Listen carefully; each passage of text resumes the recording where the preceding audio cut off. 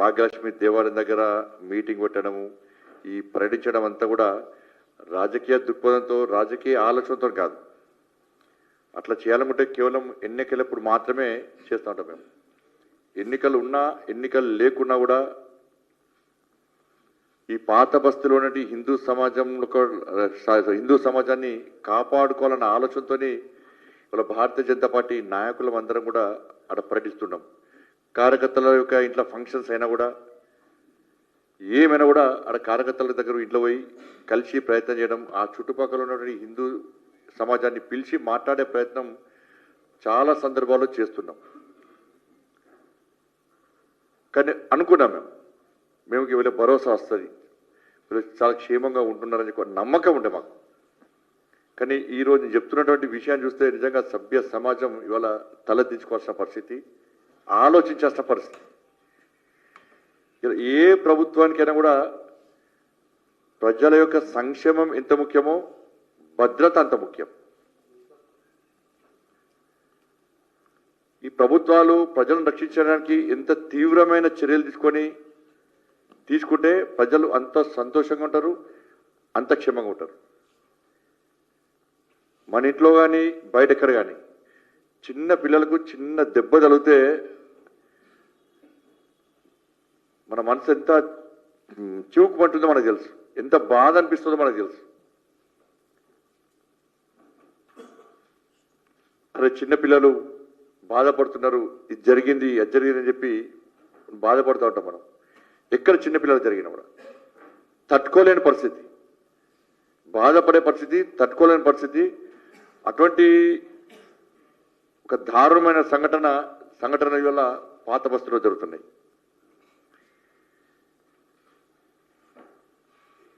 Old సిటీలో చార్మినార్ ప్రాంతంలో minor బాలికలపై జరుగుతున్నటువంటి అరాచకాలకు సంబంధించి ఒక విషయాన్ని ఇవాళ మీ ముందు చూస్తున్నా నేను. పాత బస్తీలో కొన్ని స్కూల్స్ను, ముఖ్యంగా హిందువుల యొక్క స్కూల్స్, హిందూ అమ్మాయిలు ఎక్కువగా చదివే స్కూల్స్, కాలేజ్ టార్గెట్ చేసుకొని ఒక డ్రగ్స్ మూట,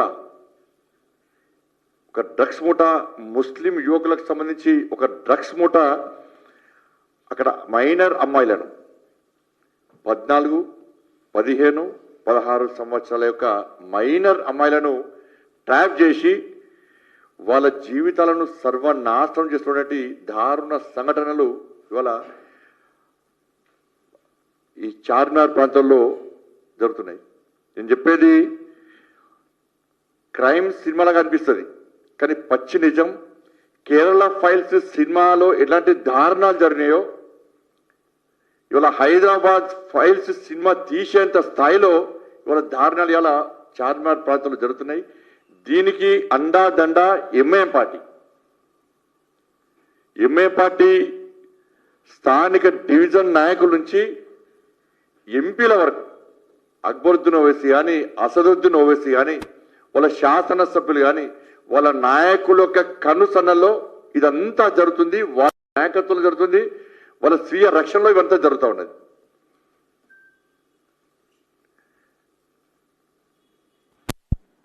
వాళ్ళ అక్కడ స్కూల్స్ ఉన్నాయి, చాలా స్కూల్స్ ఉన్నాయి. హిందూ అమ్మాయిలు ఎక్కువ చదివే స్కూల్స్, కాలేజెస్ ఉన్నాయి ఆ ప్రాంతంలో. వేరే స్కూల్స్ టార్గెట్ కాదు, ముస్లిం అమ్మాయిలు ఎక్కువగా చదివే స్కూల్స్ టార్గెట్ కాదు. వాళ్ళంతా ప్రశాంతంగా చదువుకుంటున్నారు, వాళ్ళు చదువుకోవాలి, మాకు ఇబ్బంది లేదు అలా. కానీ ఎక్కడైతే హిందువుల యొక్క స్కూల్స్ ఉన్నాయో, హిందూ అమ్మాయిలు ఎక్కువగా ఉన్న స్కూల్స్, కాలేజెస్ ఉన్నాయో వాటిని టార్గెట్ చేస్తున్నారు. టార్గెట్ చేసి వాళ్ళకి ఫస్ట్ ఏం చేస్తారంటే, ఫస్ట్ ఒక అమ్మాయిని ట్రాప్ చేసి అమ్మాయిని ఒక ఫంక్షన్ పేరు మీద పిలిపించి, ఒక ముస్లిం అమ్మాయి బర్త్డే అని పిలిపించి ఆ అమ్మాయికి చాక్లెట్ ఇచ్చారు. తక్కువ డోస్తో డ్రగ్స్తో కూడా చాక్లెట్ ఇచ్చారు అమ్మాయికి. ఇది మెల్లమెల్లగా అమ్మాయికి ఆ డ్రగ్స్ డోసు పెంచి అలవాటు చేసి ఆ అమ్మాయిని దాదాపు 6 రోజుల పాటు ఎత్తుకపోయారు అమ్మాయిని. 6 డేస్ ఎత్తుకపోయి అమ్మాయికి డ్రగ్స్ అలవాటు చేసి ఇంకా తెలిసి ఏం చేస్తారో తెలుసు. 6 days తర్వాత ఆ అమ్మాయిని మళ్ళీ తీసుకొచ్చి పోలీస్ స్టేషన్ దగ్గర వదిలిపెట్టారు. ఎట్లా వదిలిపెట్టారంటే వాళ్ళ పేరెంట్స్ పోయి పోలీస్ కంప్లైంట్ ఇస్తే పోలీసులు పట్టించుకోలే.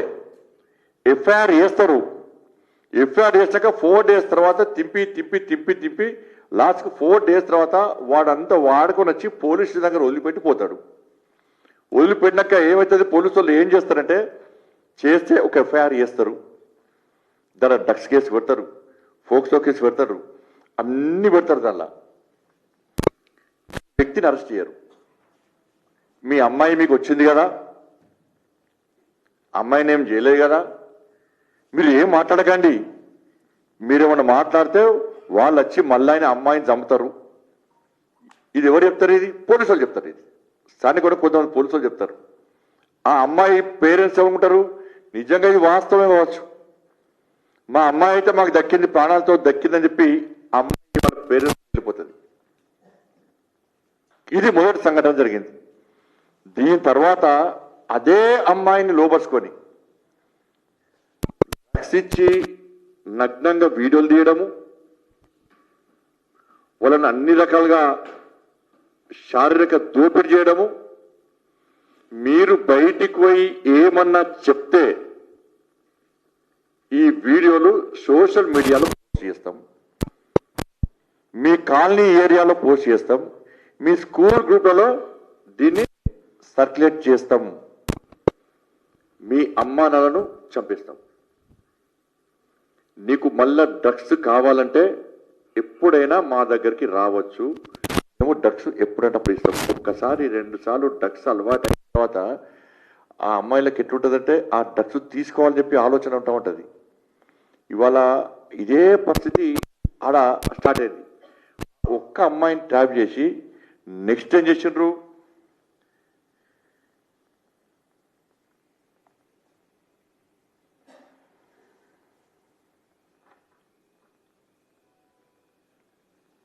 ఇది చార్మినార్లో. ఇక్కడ జరిగేది ఎవరి మీద అంటే ఒక 20 సంవత్సరాల నుంచి 20 సంవత్సరాలు 30 సంవత్సరాల నుంచి పుట్ట కూటి కోసం, ఉపాధి కోసం ఇవాళ బెంగాల్ నుంచి చాలా మంది బెంగాల్ వాసులు, బెంగాలీ హిందువులు అందరూ కూడా ఒక ప్రాంతంలో, ఆ పాత బస్తీ ప్రాంతంలో నివాసం ఉంటున్నారు. 20 సంవత్సరాలు కూలీనాలు చేసుకుంటారు, వాళ్ళ సొంత కులవృత్తులు చేసుకుంటారు, కుటుంబ పోషణ కోసం వాళ్ళ తిప్పలు వాళ్ళు పడుతున్నారు. ఆ బెంగాల్కి సంబంధించిన హిందూ అమ్మాయిల విషయంలో నేను మీ అందరికీ చెప్తున్నాను, బెంగాల్కి సంబంధించిన హిందూ అమ్మాయిల విషయంలో ఈ దారుణ సంఘటనలు జరుగుతున్నాయి. ముఖ్యంగా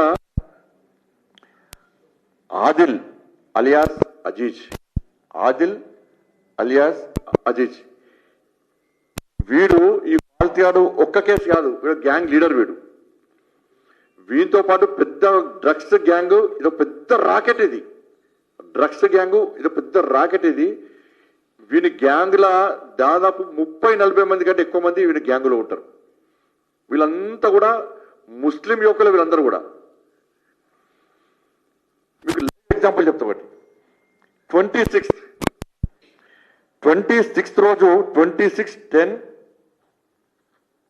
వెస్ట్ బెంగాల్ సంబంధించి అమ్మాయిలు 26/10/2025 రోజున రాత్రి పేరెంట్స్ పడుకున్నారు. వీళ్ళ పేరెంట్స్, అమ్మాయిల పేరెంట్స్, వీళ్ళు ఇద్దరు కూడా, వీళ్ళ అమ్మాయి వీళ్ళందరూ పడుకున్నారు. తెల్లారి లేసరికి వీళ్ళ అమ్మాయి లేదు, మైనర్ అమ్మాయి. వెంటనే పోయి పోలీసు ఇచ్చారు. పోలీసు వాళ్ళు పట్టించుకోలే. 2 days తర్వాత అమ్మాయి వచ్చింది. అమ్మాయి వచ్చిన తర్వాత పోలీసులు చెప్పారు, ఎఫ్ఐఆర్ చేశారు, కానీ మళ్ళీ పట్టించుకోలే పోలీసులు. క్లోజ్ చేస్తారా పెండింగ్ పెడతారు. మీ అమ్మాయి వచ్చింది కదా తీసుకుపోండి అంటారు. దీని తర్వాత మళ్ళీ ఏమైంది,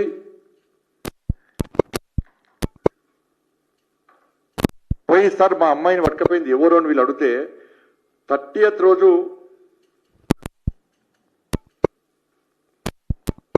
ఆ అమ్మాయిని వదిలిపెట్టారు. వదిలిపెట్టిన తర్వాత సెకండ్ టైం మళ్ళా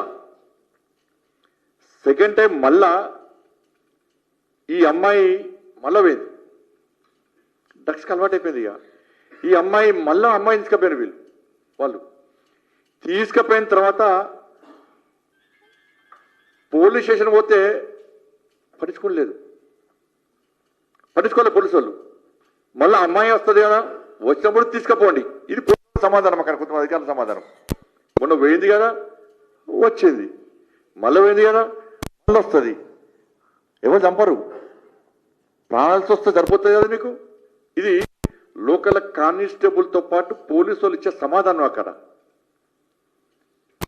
అమ్మాయి రాలే, లాస్ట్కు చూసిన తర్వాత మా అక్కడ గోషామహల్ జిల్లా అధ్యక్షుడు ఉమా మహేందర్ గారి దగ్గరికి వాళ్ళు పేరెంట్స్ పోయిన తర్వాత పోలీస్ స్టేషన్ ఉమా మహేందర్ గారు పోతే ఎఫ్ఐఆర్ చేస్తలేడు.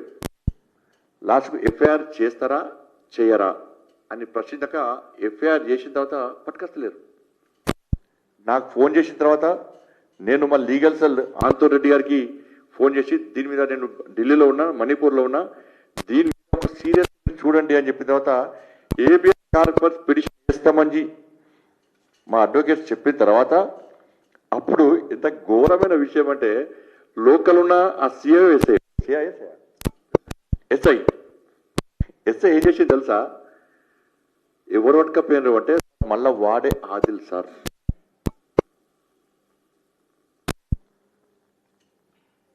అని చెప్పిన వెంటనే 10 నిమిషాలలో తీసుకొచ్చి దింపేసిపోయినాడు. 10 గంట లోపల తీసుకొచ్చి పోలీస్ స్టేషన్ దింపేసి వెళ్ళిపోయాడు. వాడికి ఎట్లా తెలుసు, ఆదిలంటోనికి ఎట్లా తెలుసు? సెకండ్ టైము ఎట్లా తీసుకుపోయినంటే అమ్మాయికి బాగా డ్రస్ ఇచ్చారు. అమ్మాయి సైకో అయిపోయింది. అమ్మాయి విలవిల కొట్టుకుంటుంది, చేతులు కాలు వంకర పోతున్నాయి. అమ్మాయి బాగలేదు, తల కొట్టుకుంటున్నది, పేరెంట్స్ని కొడుతున్నది, మొబైల్ కిందెత్తేస్తున్నది, కొట్టుతున్నది వాళ్ళను. అరే ఇంత దారుణమైన పరిస్థితి ఏంటి అని చెప్పి వాళ్ళు ట్రీట్మెంట్ కోసము ఆయనే, వాళ్ళ భార్య, ఆ అమ్మాయి వాళ్ళ అన్నయ్య పట్టుకొని పోతున్నారు. సెకండ్ టైం పట్టుకొని పోతే ఆదిలంటాడు దూరం నిల్చొని అమ్మాయికి సైగేసిండు బైక్ మీద. ఈ అమ్మాయి చెప్పులు తీసుకుంటా అని చెప్పి కిందికి వంగి పేరెంట్స్ నూకేసి కథం పోయి వన్ బైక్ ఎక్కి బైక్ మీద ఎత్తుకపోతుంటే ఈ అమ్మాయి వాళ్ళ అమ్మాయి వాళ్ళ అన్నయ్య ఇలా కొడుకు వాడిని పట్టుకోవడం పోతే వాడిని ఆ అబ్బాయి తన్ని బైక్ మీద కింద పడేసి ఎత్తుకొని వెంటూ సీసీ ఫుటేజ్లో మొత్తం రికార్డ్ అయింది. ఫస్ట్ ఎత్తుకపోయారు, పోలీసులు పట్టించుకోలే, తీసుకొచ్చి దించిండు, ఎఫ్ఐఆర్ మాత్రం చేసారు. అన్ని డ్రగ్స్ కేసు, ఇది భారతీయ న్యాయ సంహిత బిఎన్ఎస్ సెక్షన్ 137 అని ఎఫ్ఐఆర్ నంబర్ 189 ఆఫ్ 2025 ఒకటి. దాంట్లో మళ్ళీ ఎఫ్ఐఆర్ చేశారు. అంతకుముందు మస్తు ఎఫ్ఐఆర్ చేశారు. ఫస్ట్ ఎత్తుకపోయాడు, పోలీసులు పట్టించుకోలే, కాంప్రమైజ్ వెంటనే దించిపోయాడు. మళ్ళీ సెకండ్ టైం ఏం చేసిండు, మళ్ళీ హాస్పిటల్ తీసుకుపోతానికి పోయేసరికి మళ్ళీ ఎత్తుకొని పోయాడు. వాడు డ్రగ్స్ అంటే అమ్మాయికి ఏం కావాలి, డ్రగ్స్ కావాలి. ఆదిలో అంటారు దూరంకి వెళ్ళి చూస్తే ఏమవుతుంది, వాళ్ళు చూడనే డ్రగ్స్ ఇస్తారు కావచ్చు అని చెప్పి వీళ్ళని నూకేసి బండి మీద ఎక్కి మళ్ళీ వాంతో పోయింది. మళ్ళీ వదిలిపెట్టలేవాడు.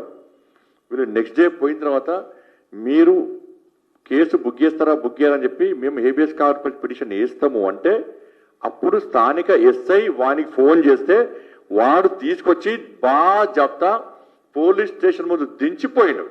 ఇప్పుడు అమ్మాయి జూనియర్ హౌస్లో ఉంది. ఇప్పుడు అమ్మాయి పరిస్థితి ఏంటి అంటే మొత్తం సైకో అయిపోయింది, డ్రగ్స్కు అడిక్ట్ అయ్యి మొత్తం సైకో అయిపోయింది. ఇక మొదటిసారి పోయిన అమ్మాయిని తీసుకొచ్చి కాలనీ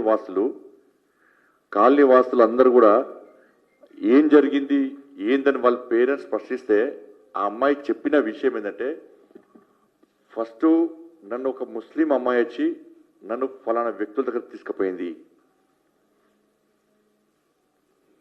తీసుకుపోయినాక నాకు ఒక చాక్లెట్ ఇచ్చిండ్రు. ఆ చాక్లెట్ తిన్న తర్వాత నేను మత్తులోకి పోయినా. నెక్స్ట్ డే మళ్ళీ చాక్లెట్ ఇచ్చారు. దాంతో అది ఉండలేక నాకు దానికి అడిక్ట్ అయిపోయినా. అడిక్ట్ అయిపోయి నన్ను మళ్ళీ నెక్స్ట్ 5 days తర్వాత మళ్ళీ తీసుకుపోయారు. నేను తీసుకుపోయి నన్ను వీడియోలు చేసినారు. నన్ను ఏ రకంగా శారీరకంగా ఎంత దోపిడీనో ఆ దోపిడీ చేసినారు. దోపిడీ చేసి నువ్వు బయట పోయి చెప్తే నీ వీడియోలు బయటికి సర్క్యులేట్ చేస్తాము, మీ అమ్మా నాన్నను చంపేస్తాము, మీరు లోకల్ కాదు, మిమ్మల్ని ఎవ్వడు కాపాడలేడు, పోలీస్ అంతా మా వాళ్ళే, ఇక్కడ మేం చెప్పిందే నడుస్తుంది చెప్పి వదిలిపెట్టాక అమ్మాయి డ్రగ్స్కి అడిక్ట్ అయ్యి రెగ్యులర్గా పోవడం స్టార్ట్ చేసింది.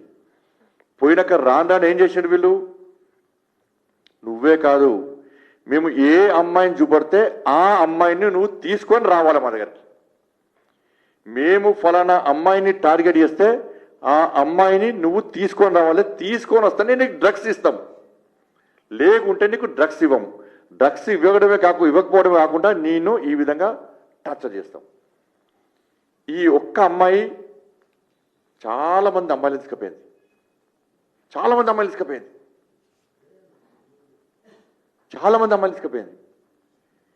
ఈ మొన్న వచ్చిన అమ్మాయిని తీసుకొచ్చి ప్రశ్నించిన తర్వాత ఆ అమ్మాయి దాదాపు 9 మంది అమ్మాయిల పేరు చెప్పింది. సార్ నేనే కాదు, ఇది నా ఒక్కదానికి సంబంధించిన ఇష్యూ కాదు, నేను చూసినప్పుడే నాకు తెలిసే దాదాపు 9 మంది అమ్మాయిలు అని చెప్పి 9 మంది అమ్మాయిల పేర్లు చెప్పింది.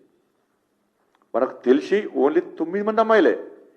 ఇట్లా 100 మంది అమ్మాయిలు ఇవాళ అమ్మాయిలను ఈ రాకెట్ తీసుకుపోయి అన్ని రకాలుగా వాడుకొని ఏ విధంగా ఇబ్బంది పడుతుందో ఆలోచించాల్సిన అవసరం. దీనికి సపోర్ట్ ఎవరు? పోలీస్. బాగా చెప్తా పోలీసులను తీసుకొచ్చుడు పోడు. ఎఫ్ఐఆర్లో ఇలా మేం చెప్తున్నాం, పేరెంట్స్ చెప్తున్నారు ఆదిల్ అలియాస్ అజీజ్ అని. ఏ ఎఫ్ఐఆర్లో కూడా వాళ్ళ పేర్లు ఆదిల్ అలియాస్ అజీజ్ అని చెప్పి ఇక్కడ ఏ ఎఫ్ఐఆర్లో పేరు లేదు. బాజాప్త అమ్మాయిల పేర్లు చెప్తున్నారు కానీ ఎఫ్ఐఆర్లో ఏ ఒక్క వ్యక్తి పేరు లేదు. ఇన్ని సంఘటనలు జరిగితే ఎఫ్ఐఆర్ చేస్తున్నారు, ఎఫ్ఐఆర్ క్లోజ్ చేస్తున్నారు, ఎఫ్ఐఆర్ చేస్తున్నారు, క్లోజ్ చేస్తున్నారు. ఒక్కరి మీద యాక్షన్ లేదు, ఒక్కరిని అరెస్ట్ చేయలే.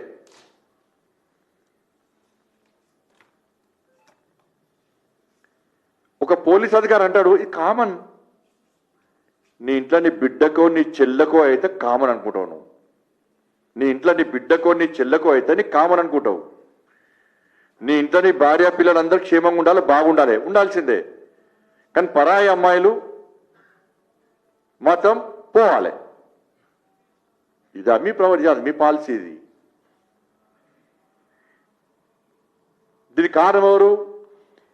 వీళ్ళు పోయిన వెంటనే ఒక్కరిని పట్టుకొస్తారు, పట్టుకురాగానే ఎంఐఎం పార్టీకి సంబంధించిన ఎమ్మెల్యే ఫోన్ చేస్తాడు, ఎంఐఎం పార్టీ కార్పొరేటర్ ఎవడో వస్తాడు, వాళ్ళని తీసుకొని వీళ్ళ ముందే తీసుకొని పోతాడు. వీళ్ళని మాత్రం పోలీసులను కూర్చోండి కౌన్సిలింగ్ చేస్తారు. ఏమని కౌన్సిలింగ్ చేస్తారంటే మీ అమ్మాయి మీకు వచ్చింది కదా, మీరు కంట్రోల్ చేసుకోండి. ఇది నీతి సూత్రాలు చెప్తారు వాళ్ళు పోలీస్.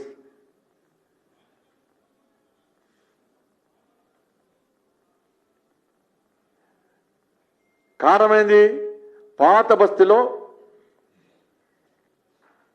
హోంగార్డ్ కాంచలి ఉన్నత స్థాయి అధికారుల వరకు పోస్టింగ్లు కావాలంటే ఓవైసీ కనుసరణలో జరగాలి. ఈ పోస్టింగ్ల కోసమే ఈ అకృత్యాలు, అరాచకాలు, దోపిడీ, దొంగతనాలు, మానభంగాలు, డ్రగ్స్, గంజాయి ఇవన్నీ దందలు నడుకోవడానికి, ఈ విధంగా అత్యాచారాలు, హత్యలు, దొంగతనాలు చేయడానికి వాళ్ళకు ఫ్రీగా ఉండాలంటే వాళ్ళకు అనుకూలమైన పోలీస్ ఆఫీసర్స్ వాళ్ళ దగ్గర వాళ్ళ ప్రాంతంలో ఉండాలి. కాబట్టి అటువంటి లిస్టు తయారు చేసి ఇవాళ ప్రభుత్వం మీద ఒత్తిడి తీసుకొచ్చి ఏ పార్టీ అధికారం ఉంటే ఆ పార్టీ కొమ్ముగాసి వాళ్ళను అధికారులను ముఖ్యమంత్రులను కూడా బ్లాక్మెయిల్ చేసి అవసరం లేదు, వాళ్ళు సంకనకరానికి వీళ్ళు ఉన్నారు. వాళ్ళకి పోస్టులు ఇప్పించుకొని కొంతమంది పోలీస్ అధికారులకు అనేక వ్యాపారాల్లో భాగస్వామ్యం ఇచ్చి కమిషన్లు ఇచ్చి వాళ్ళ ఆర్థిక లావాదేవీల్లో సహకరించి ఆర్థికంగా పోలీస్ అధికారులు పోలీస్ కానిస్టేబుల్తో సహా కొంతమంది వాళ్ళు ఆర్థికంగా బలపడే విధంగా చేసి వాళ్ళ అండతో ఇవాళ ఇటువంటి అకృత్యాలు జరుగుతున్నాయి. ఇవాళ ఇది ఒక్కటి కాదండి, ఇది ఒక్కరు ఇద్దరు ముగ్గురు అమ్మాయిలు కాదు, ఇది వందల మంది అమ్మాయిలు వాళ్ళ డ్రగ్స్ అడిక్ట్ అయ్యి వాళ్ళ జీవితాలు మొత్తం సర్వనాశనం చేసుకుంటారు. వాళ్ళ వీడియోస్ అన్ని కూడా ఈ ఫాతనా కొడుకుల దగ్గర ఉన్నాయి. ఎవరు రక్షించాలి వాళ్ళని? అంటే హిందూ అమ్మాయిలను, పశ్చిమ బెంగాల్ సంబంధించి అమ్మాయిలను ఈ విధంగా అరాచకాలకు శారీరక దోపిడికి గురైనా కూడా ఇప్పుడు కూడా మాకు తుర్కోలో ఓట్లు కావాలి, ఎంఐఎం పార్టీ సపోర్ట్ కావాలని చెప్పి చూసే నాయకులు మీ బతుకు కాదు.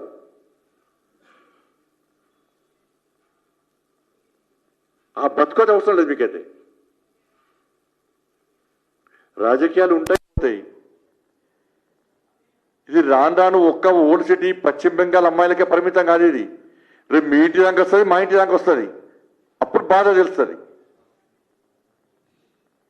ఒక్క అమ్మాయి పోయింది, ఇద్దరు అమ్మాయిలు వేరు. ఒక్క అమ్మాయికి జరిగినప్పుడే పోలీసు వాళ్ళు యాక్షన్ తీసుకుంటే ఇవాళ మిగతా అమ్మాయిలు జరిగేది కాదు. ఇవాళ కొంతమంది ఇద్దరు ముగ్గురు అమ్మాయిలు ఆత్మహత్య చేసుకున్నారు. ఇవాళ నేను చాలా మందితోని మా ఉమామహేందర్ మాట్లాడితే, సార్ ప్లీజ్ సార్ వదిలిపెట్టుండి సార్, మేము బయటికి రాలేము సార్, మా అమ్మాయికి జరిగింది వాస్తవమే, మేము బయటికి వస్తే మా రాష్ట్రం మీది కాదు, మా ప్రాంతం మీది కాదు, ఇలా బతకడానికి వచ్చినాం, వాళ్ళు వచ్చి చంపేస్తారు సార్, పోలీసుల దగ్గర పోతే పోలీసులు వాళ్ళకే సపోర్ట్ చేస్తుంది సార్, మా బతుకని సార్, మా అమ్మాయి జీవితం ఎట్లా ఖరాబ్ అయింది, మాకు ఇంకో అమ్మాయి ఉంది, ఆ అమ్మాయి జీవితం ఎట్లా సార్? ఇది ఆవేదనగా బాధగా అక్కడ ఉన్నటువంటి ఆ పశ్చిమ బెంగాల్ సంబంధించిన కుటుంబ సభ్యులు చెప్తున్నటువంటి విషయం ఇది. ఇవాళ జువెనైల్ హౌస్లో అమ్మాయి పరిస్థితి ఏంది అంటే కొట్టుకుంటుంది అమ్మాయి. ఇంట్లో పోతే పేరెంట్స్ కురుకుతుంది, అట్లా ఇంట్లో టీవీలో అలగొడుతుంది. మనకు తెలిసింది ఒక్క అమ్మాయి గురించే తెలుసు. ఒక్క అమ్మాయి ఏం చేస్తుందో తెలుసు, ఇద్దరు అమ్మాయిలు ఏం చేస్తుందో తెలుసు. ఇట్లా అమ్మాయి 9 మంది పేర్లు అమ్మాయి చెప్పిందంటే ఈ ఒక్క అమ్మాయికి 9 మంది పేర్లు తెలుసు అంటే ఇంకా ఎంతమంది అమ్మాయిలు ఉన్నారు? మోడీ గారేమో నషా ముక్త్ భారత్ చేయాలని చెప్పి మోడీ గారు చూస్తున్నారు. కానీ తెలంగాణలో రాష్ట్ర ముఖ్యమంత్రి ఏం చేస్తున్నాడంటే నషా యుక్త్ తెలంగాణ చేయడానికి ప్రయత్నం చేస్తున్నాడు. వేదికలకి ఉపన్యాసం అవసరం లేదు, కొరడా జుత్తం దొరికితే ఇష్టపడతాం. నువ్వు దొరకబడతా కదా దొరకడానికి, నువ్వు దొరకబడితే దొరుకుతారు. దొరికితే ఇష్టపడడం అంటే వాళ్ళు వచ్చి నేను డ్రగ్స్ దందా చేస్తున్నా, అమ్మాయిని ఎత్తుకపోతున్నా అని చెప్తాడు. ఎవరొచ్చి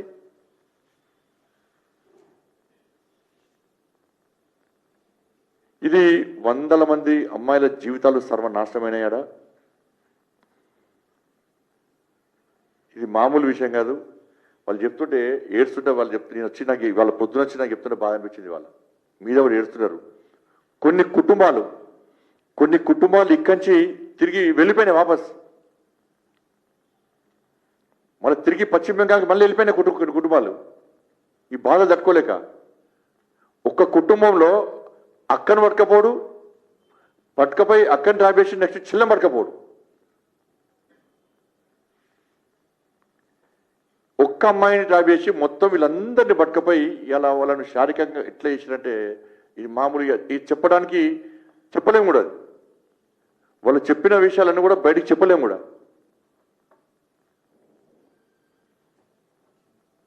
కాబట్టి దీని మీద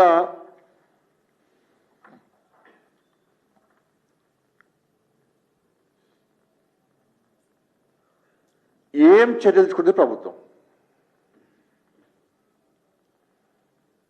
ఇలాంటి చర్యలు తీసుకుంటే ప్రభుత్వం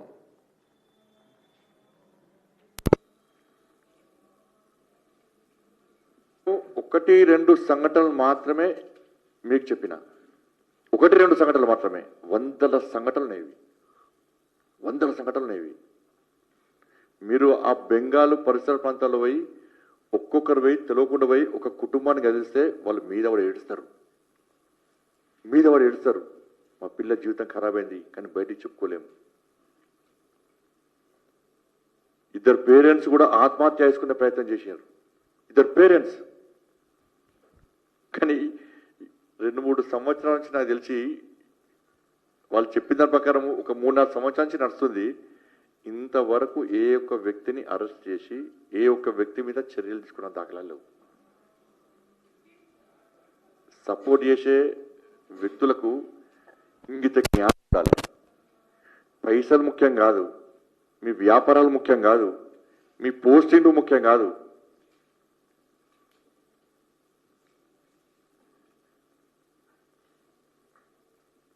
కాబట్టి దీని మీద ఎందుకంటే హైదరాబాద్లో చాలా మంచి పోలీస్ ఆఫీసర్స్ ఉన్నారు. ఇంతకుముందు అనేక క్రిమినల్స్ విషయంలో చాలా ధైర్యంగా వాళ్ళను అన్ని అణగదొక్కినటువంటి పోలీస్ ఆఫీసర్స్ ఉన్నారు. నేను రాష్ట్ర ముఖ్యమంత్రి గారికి చెప్తున్నాను, మీరు ఒక మంచి టీంను వేయండి. దీని మీద నిజాయితీ గల నిబద్ధతతో పనిచేసే ఒక అధికారులను టాస్క్ ఫోర్స్ లాంటి ఒక టీంను వేయండి. దానిలో ఈ మతానికి సంబంధించిన పెట్టాలి. దీన్ని మతం కోణంతో చూడొద్దు. ఇది అమ్మాయిల భవిష్యత్తుకు సంబంధించి, ముఖ్యంగా పశ్చిమ బెంగాల్ సంబంధించి అమ్మాయిలకు సంబంధించి, పశ్చిమ బెంగాల్లోని హిందూ అమ్మాయిలకు సంబంధించి అక్కడ మమతా బెనర్జీ అక్కడ గదే చేస్తున్నది. అక్కడ హిందూ అమ్మాయిలకు రక్షణ లేదు, హిందూ యువకులకు రక్షణ లేదు. పశ్చిమ బెంగాల్లో అక్కడ బంగ్లాదేశ్ వచ్చిన ముస్లింస్ అక్కడ హిందూ అమ్మాయిలను, హిందూ యువకులను, హిందూ యువతను కూడా అరాచకాలకు గురి చేస్తున్నారు, హత్యలు చేస్తున్నారు. ఇక్కడ ఈ కాంగ్రెస్ పార్టీ ప్రభుత్వంలో కూడా బెంగాల్ నుంచి వలస వచ్చినటువంటి ఆ హిందూ అమ్మాయిలకు కూడా ఇక్కడో రక్షణ లేదు.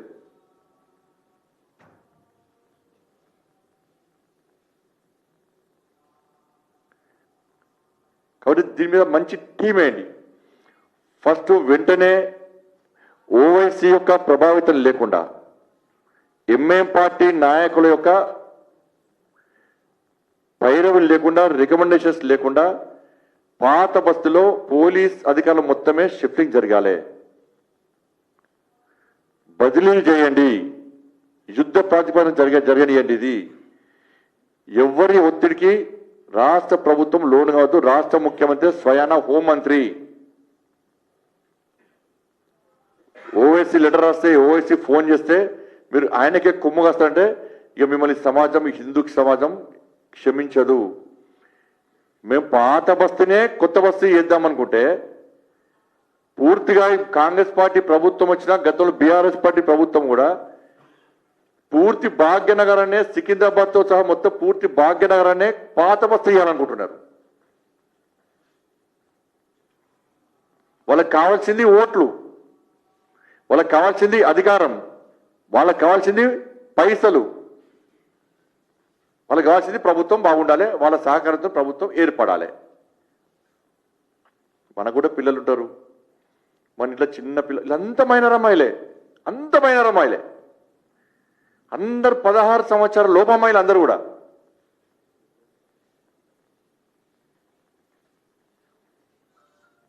దీని మీద వెంటనే ఒక టీం ఏర్పడేయాలి. నిజాయితీ గల మంచి ఆఫీసర్ టీం వేసి నిష్పక్షపాతంగా దీని మీద విచారణ జరిపి ఈ రాకెట్ ఎవరు నడుపుతున్నాడు, ఎంతమంది దీనిలో సభ్యులు, దీనికి ఎవరు సపోర్ట్ చేస్తున్నారు, తెర వెనుక ఎవరున్నారు, దీనికి సపోర్ట్ చేసి ఇన్ని రోజులు పట్టించుకోకుండా ఆ ఫాల్తుగాళ్లకు సపోర్ట్ చేసిన పోలీస్ అధికారులు ఎవరు, కానిస్టేబుల్తో సహా అందరూ, వాళ్ళందరి మీద క్రిమినల్ కేసులు పెట్టి వాళ్ళని వెంటనే సస్పెండ్ చేసి అరెస్ట్ చేస్తే తప్ప ఈ సమస్యకు పరిష్కారం దొరకదు. ఇది మాకెందుకులే, పిల్లల ప్రాణాలు మాకు ముఖ్యం కాదు, ఆ మైనర్ అమ్మాయిల లైఫ్ మాకు అవసరం లేదు, వాళ్ళు ఏనని ఏమనయ్యని ఈ గుండాలు ఏం చేసినా మాకు అవసరం లేదు, మాకు ఓట్లు కావాలి, అధికారం కావాలి, పైసలు కావాలి, ఎంఏ పార్టీ సపోర్ట్ కావాలని మీరు అనుకుంటే భారతీయ జనతా పార్టీ రక్షక దళాలను ఏర్పడిస్తాం. మేము పాత బస్తీలో 100% రక్షక దళాలను ఏర్పడిస్తాం. ఈ రక్షక దళాలు నిరంతరం మా హిందూ అమ్మాయిలను కాపాడుకోవడం కోసం పక్కా ఏర్పడిస్తాం. ఇప్పుడే రామచంద్ర గారు మా రాష్ట్ర అధ్యక్షులు ఇప్పుడు బయట మాట్లాడిన విషయం అదే. లేదు పాత బస్తీలో రక్షక దళాలు ఏర్పాటు చేద్దామని చెప్పి రామచంద్రరావు గారే నాకు సలహా ఇచ్చారు, చేద్దామని చెప్పి. మేము రక్షక దళాలు ఏర్పాటు చేస్తే యుద్ధం మీకు మాకు స్టార్ట్ అవుతుంది. ఇది శాంతి భద్రత సమస్య వస్తే దానికి సాక్షాత్తు రాష్ట్ర ముఖ్యమంత్రి బాధ్యత వహించాల్సి వస్తుంది. మేము వట్టిగా చేతులు మూడ్చుకొని కూర్చుంటోళ్ళగా మీకు అవకాశం ఇస్తున్నాం. మేము మీకు అవకాశం ఇస్తున్నాం. మేము నిష్పక్షపాతంగా విచారణ జరపట్టున్నాం. ఆ క్రిమినల్స్ మీద యాక్షన్ తీసుకోమంటున్నాం. పోలీసులను కూడా యాక్షన్ తీసుకొని అందరిని అరెస్ట్ చేయమంటున్నాం.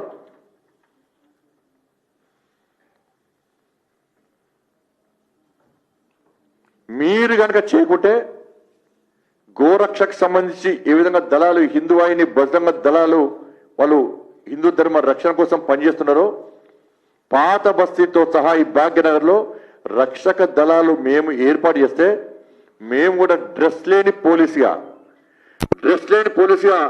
మేము బాధ్యతను నిర్వహించు స్టార్ట్ చేస్తే అది శాంతి భద్రత సమస్యగా ఉత్పన్నమైతే దానికి రాష్ట్ర ముఖ్యమంత్రి బాధ్యత వహించాల్సి వస్తుంది.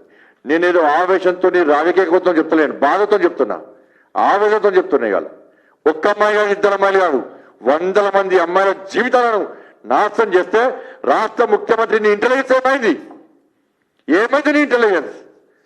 చీమ చిటుకుమంటే ఇంటెలిజెన్స్ నీకు రిపోర్ట్ ఇవ్వాలి. పొద్దున ఏం జరుగుతుంది, ఈ పార్టీ ఏం చేస్తుండు, ఆ పార్టీ ఏం చేస్తుండు చెప్పడానికి అన్ని ఇంటెలిజెన్స్. మీ కాంగ్రెస్ పార్టీ నాయకుల ఆస్తిపాస్తులు సంపాదించుకోవాలి కానీ ఇంటెలిజెన్స్. ఇప్పుడు ఈ మంత్రి ఏం చేస్తుండు, ఆ మంత్రి ఏం చెప్పుకోవడానికి కానీ ఇంటెలిజెన్స్. ప్రజల రక్షణ గురించి ఇంటెలిజెన్స్ పనిచేయడా? వదిలిపెట్టరా పాత బస్తీని? చెప్పండి, మీరు వదిలేస్తామని చెప్పండి, మేము పట్టుకుంటాం పాత బస్తీని, మేము కాపాడుకుంటామా? ధైర్యం ఉన్నది మొత్తం కాదు అని మీరు చెప్పండి. రాష్ట్ర ముఖ్యమంత్రి చెప్పండి, చాలా బాగా చెప్తా, మేము కాపాడుకుంటాం, కేంద్ర బలాలు రప్పిస్తాం పాత బస్తీకి. నువ్వు కాదని చెప్పు, ముఖ్యమంత్రి మొత్తం కాదని చెప్పు. నాతోని పాత బస్తీని కాపాడడం కాదు అని రాష్ట్ర ముఖ్యమంత్రి స్పష్టంగా చేయమని చెప్పండి. పాత బస్తీలు కేంద్ర బలాలు పక్కా తీస్తాం హిందువులను కాపాడుకోవడం కోసం, బెంగాలీ హిందూ అమ్మాయిలను కాపాడడం కోసం, బెంగాలీ హిందూ కుటుంబాలను కాపాడుకోవడం కోసం ఇలా అమిత్ షా గారితో మాట్లాడతాం. కేంద్ర ప్రభుత్వం అంత నిర్ణయం తీసుకుంటుంది. పాత బస్సులో కేంద్ర బలగాలను పక్కా రప్పిస్తాం మేము, చట్టాన్ని లోబడి ఏ అవకాశం ఉన్నా కూడా.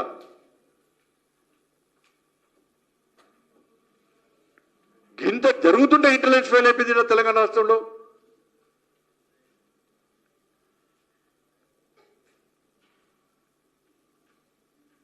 నేను మళ్ళీ చెప్తున్నా రాష్ట్ర ముఖ్యమంత్రి గారికి, ఈ విషయాన్ని మీరు స్థిర తీసుకుంటారా తీసుకోరా? ఇది తప్పు అని మీరంటే మొత్తం ఆదలతో సహా ఇంకా బయటకు వస్తారండి.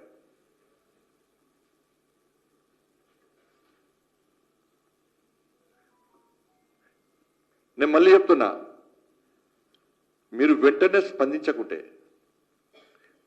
స్పందించకుంటే ఇదే పాత బస్తీలో ప్రభుత్వానికి వ్యతిరేకంగా, ప్రభుత్వం యొక్క మైనార్టీ సంతుష్టీకరణ విధానాలకు వ్యతిరేకంగా పాత బస్తీలో వేల మంది హిందూ యువకులతో రక్షక దళాలు ఏర్పాటు చేసి భారీ ప్రదర్శన పాత బస్తీలో పక్కా చేస్తాం. ఇది దేనికోసం అంటే భారతీయ జనతా పార్టీ బ్యానర్ మీద కాదు, పక్కా రక్షక దళాలు ఏర్పడేసి మేము కవాతు నిర్వహిస్తాం. పక్కా 100% పాత బస్తీలో కవాతు నిర్వహిస్తాం. దాని ద్వారా అక్కడ ఉన్న హిందూ సమాజంలో ఒక భరోసా కల్పించడానికి, ఈ కుతంత్రాలు చేసే ఫాల్ట్ నా కొడుకులకు ఒక హెచ్చరిక జారీ చేయడానికి, అరే మీకు పోలీస్ మీ వైపున్నా, ఈ ప్రభుత్వం మీ వైపున్నా, ఎంఏ పార్టీ మీ వైపున్నా, మేము మిమ్మల్ని అడ్డుకోవడానికి సిద్ధంగా ఉన్నామని చెప్పి, హిందూ సమాజాన్ని కాపాడడానికి సిద్ధంగా ఉన్నామని చెప్పి ఒక హెచ్చరిక జారీ చేయడానికి పక్కా పాత బస్తీలో హిందూ యువకులు అందరూ కూడా కవాతు పక్కా నిర్వహిస్తాం. ఇది జరిగి తీరుతుంది. ఆ అవకాశం మాకు ఇవ్వద్దని చెప్పి రాష్ట్ర ముఖ్యమంత్రి చెప్తున్నాను.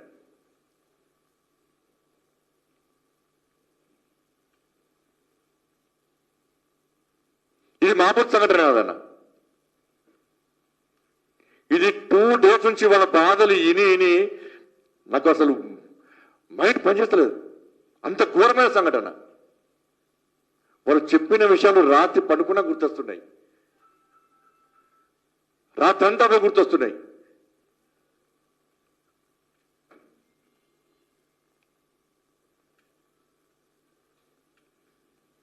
దీన్ని పట్టుకొని ఇదంతా కాదు అని చెప్పి, ఏం చెప్పొద్దు అని చెప్పి తల్లిదండ్రులను ఇబ్బంది పెట్టే ప్రయత్నం చేస్తే నేను వెంటనే పోతా. ఆ బెంగాల్ బస్సులో మొత్తం తిరుగుతా. నేను పాత బస్సులో తిరుగుడు స్టార్ట్ చేస్తే ఏం జరిగినా కూడా దానికి రాష్ట్ర ప్రభుత్వం బాధ్యత వహించాల్సి వస్తుంది. మీరు చేయమంటున్నాం, మీరు చేయకుండా చేతులు ముక్క కూర్చుంటామేంది? మరి హిందూ సమాజాన్ని రక్షించుకోవాలి, హిందువులను రక్షించుకోవాలి, హిందూ అమలను కాపాడుకోవాలి. మా బాధ్యత అది.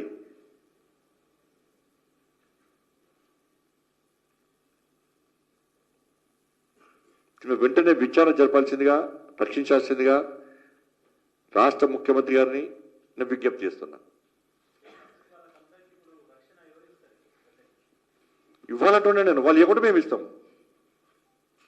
పోలీసు ఇవ్వాలి. ఎవరి రక్షణ ఎవరు ఇస్తారన్నా?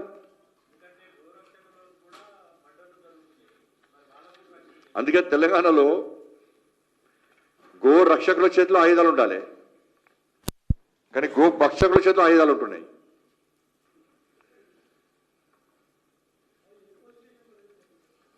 చార్మినార్ ఏరియాలో అంటే ఏరియా పేరు చెప్పదు. మళ్ళీ మీడియా మిత్రులు కూడా రిక్వెస్ట్ చేస్తున్నాను ఏంటంటే, ఆ కాలేజీల పేర్లు కానీ అమ్మాయిల పేర్లు కానీ దయచేసి వాళ్ళు చూపెట్టే ప్రయత్నం చేయకండి. అది వాళ్ళ జీవితాలకు సంబంధించిన విషయం కాబట్టి, బదనామితం కాబట్టి చెప్పలేకపోతే మీరు కూడా ఇవ్వట్లేదు, నేను కూడా చెప్పద్దు. వాళ్ళ పేరెంట్స్ మాడతారు, అవసరం పేరెంట్స్ మాడతారు.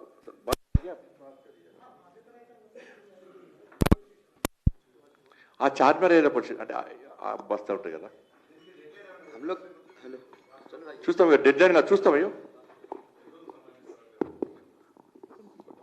చూస్తాం. ఒకసారి మళ్ళీ ఒకసారి రామచంద్రతో మాట్లాడి దీన్ని వదిలిపెట్టే ప్రసక్తి. దీన్ని నేను ఫాలోఅప్ చేస్తూనే ఉంటుంది. దీన్ని నిరంతరం నేను ఫాలోఅప్ చేస్తూనే ఉంటా. పోలీస్ అధికారులతో మాడతా, అందరితో మాడతా, నిరంతరం ఫాలోఅప్ చేస్తుంటా. మేము సహనంగా ఉన్నాం.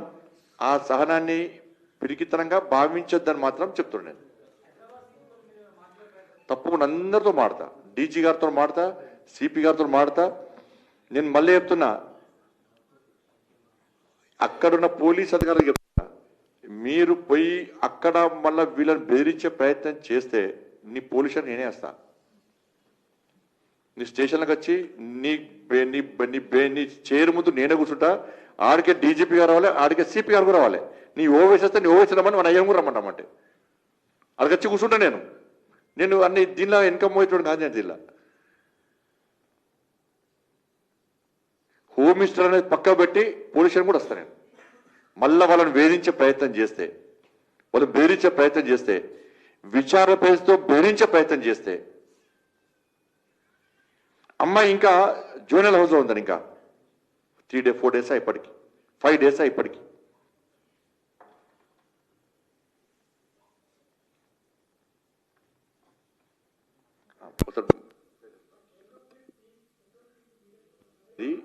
రాష్ట్ర ప్రభుత్వం ఆధీనంలో ఉంటుంది. కేంద్రం నేరుగా ఇన్వాల్వ్ కారాదు. ఈ విషయంలో కాదు, ఏ విషయంలో అయినా లా అండ్ ఆర్డర్ అనేది రాష్ట్ర ప్రభుత్వం కంట్రోల్లో ఉంటుంది. ఏదైనా కూడా దానికి కేంద్ర ప్రభుత్వం సహకరిస్తుంది. రాష్ట్ర ప్రభుత్వం కోరినప్పుడల్లా ఏ ఇష్యూ అయినా కూడా.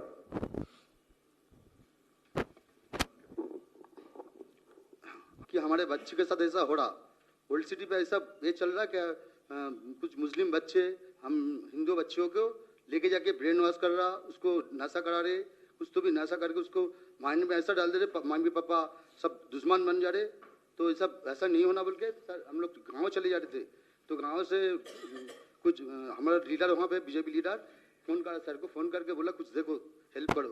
तो सर के पास आया, सर हमारा हेल्प करेंगे बोल के, हमारा बच्चे के साथ हो रहा, दूसरे बच्चे के साथ नहीं होना बोल के ऐसा कर रहे. सब बच्ची को लेके जा रहे जाके लेके रात भर लेके जा रहे, लेके जाकर सब गांजा उसको भी नाशा करा रहे, ड्रग्स दिला रहे, घर पे छोड़ फिर रात को नेक्स्ट डे घर पे छोड़ के जा रहे। हम लोगों को मालूम ही नहीं पड़ा कहाँ जा रहा, किधर जा रहा। पुलिस में भी कंप्लेन करा, कुछ भी नहीं हो रहा, इशू नहीं हो रहा। तो हम लोग थक गए थे, गाँव चले जा रहे थे। ऐसा कर बार बार ऐसा हम लोगों का बच्चे का ऐसा साथ हो रहा, ऐसा 10-12 बच्चे ऐसा है। तो हम लोग सामने आया, दूसरे बच्चे का फ्रेंड्स नहीं आया। हम लोग क्या करेंगे, गांव चले जा रहे थे तो वहाँ पे कुछ लीडर्स, हमारा लीडर्स बोले, बीजेपी लीडर्स, तो हम बात करेंगे उधर गए तो काम होता। तो इसलिए सर के पास आया, सर हेल्प करेंगे बोल के बोल। ఆయన భయపడి బెంగాల్ వెళ్ళిపోయాను. వెళ్ళిపోయిన తర్వాత అక్కడ బీజేపీ నాయకుడిని కలిసిన తర్వాత ఆయన నాకు ఫోన్ చేసి ఇట్లా జరుగుతుందని చెప్తే మొన్న ఉమా మీదతో మాట్లాడిన తర్వాత పోలీసులు వెనక అప్పుడు ఈ విషయం బయటపడ్డది. ఆయన వెళ్ళిపోయాడు, భయానికి వెళ్ళిపోయాడు. వీడు ఉంటే చంపేస్తామని చెప్తే వాళ్ళ బిడ్డను చంపేస్తామంటే బిడ్డను తీసుకొని వెళ్ళిపోయాడు. 1 month అయిపోయి అంతేనా, 1 month అయిపోయి రాత్రి వచ్చింది, నేను సాయంత్రం వచ్చింది. ఆయన ఎందుకంటే ఆ అమ్మాయి ద్వారానే వీళ్ళందరూ తీసుకుపోతున్నారు. నిన్న జరిగినటువంటి సంఘటన వీళ్ళ అమ్మాయి. हमारा बच्ची को हॉस्पिटल लेके जा रहे थे, वो घर से भाग जा रहे बोल के, तो माइंड कुछ खराब है बोल के हम हॉस्पिटल लेके जाने के लिए सोचे। हॉस्पिटल लेके जा रहे थे, एक बच्चा गाड़ी लेके ठहरा, हमारा सामने से उठा के लेके जा रहे थे। तो हम पुलिस कंप्लेंट करे, वो बच्चा को पकड़ लिए। और हमारा बच्ची तो ऐसा रात में चले जाते, 2 दिन 3 दिन बाद आते घर में, वो पता नहीं चल रहा कहाँ से क्या कर रहे नहीं कर रहे, क्या नशा दिला रहे क्या कर रहे। हम लोग बहुत से पुलिस स्टेशन में गए, कंप्लेंट दिए, कोई कुछ नहीं हुआ। तो इसलिए साहब खाने आए, ज़रा हमारा हेल्प करो बोल के। ये साहब हमारा हेल्प कर रहे और तुम्हारा साथ अन्याय हो रहा, अन्याय नहीं होने देंगे बोल के हमारा बच्ची को सेफ्टी करके रखेंगे बोल के बोले।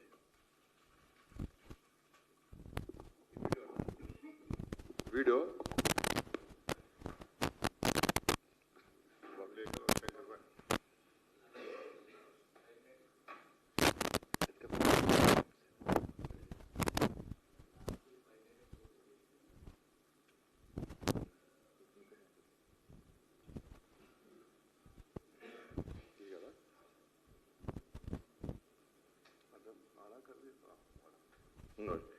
అమ్మాయిని ఎత్తుకుపోయింది.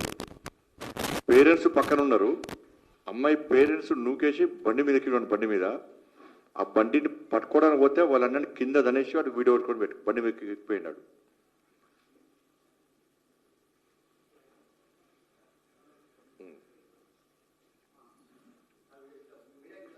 మీడియా పంపిస్తుంది.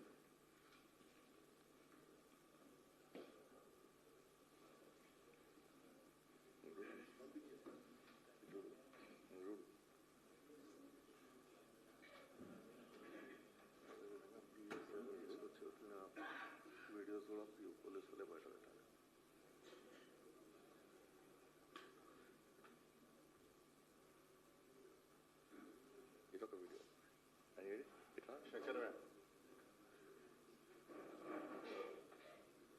మన అమ్మాయిని ఎక్కడ ఇంకోటి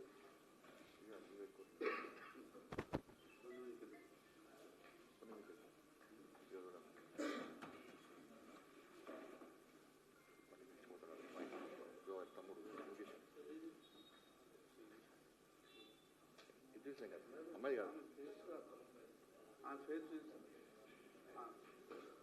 బండి మీద ఎక్కించుకోబోతున్నాడు. కనబడుతుందండి మీకు? మీకు పంపిస్తా.